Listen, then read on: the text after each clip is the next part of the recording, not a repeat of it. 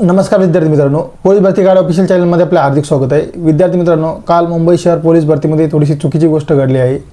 बरेचसे विद्यार्थी असे आहेत त्यांनी 1600 मीटर 800 मीटर हे आउट ऑफ मार्क्स घेतले आहे। सोबतच गोळाफेकसाठी सुद्धा आउट ऑफ मार्क्स घेतले आहे, परंतु त्यांना 100 मीटरसाठी 0 मार्क्स मिळाले आहे किंवा अपेक्षेपेक्षा कमी मार्क्स मिळाले आहे।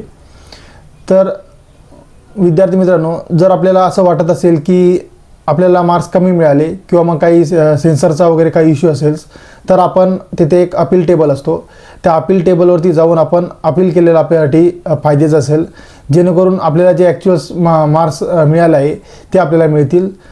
त्यानंतर जेव्हा आपले इव्हेंट्स होतात, इव्हेंट्सनंतर आपल्याला एक सिग्नेचर करायची असते। जोपर्यंत आपण जी अपील केली आहे त्या अपीलचं जोपर्यंत आपल्याला सोल्युशन मिळत नाही तोपर्यंत आपण ती सिग्नेचर करायची नाही आहे। जोपर्यंत आपण ते सिग्नेचर करत नाही तोपर्यंत आपल्याला कोणी मैदानातून बाहेर काढू शकत नाही।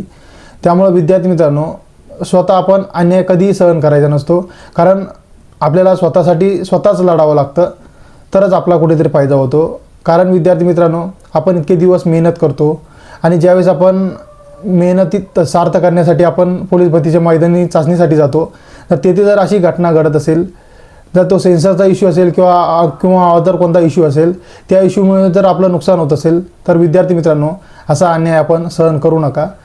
तेथेच आपण अपील करा, जेणेकरून आपल्या जो पण प्रॉब्लेम आहे त्या प्रॉब्लेमचं निराकरण होईल।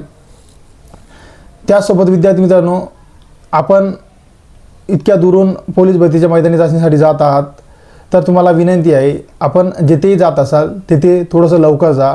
म्हणजे जर आपलं मैदानी चाचणी जर समजा उद्या असेल, तर आज सकाळीच तेथे जा, दिवसभर आराम करा। त्यामध्ये एकदा आपलं मैदान कुठे आहे, मैदानाजवळच आपण राहण्याची सोय बघा।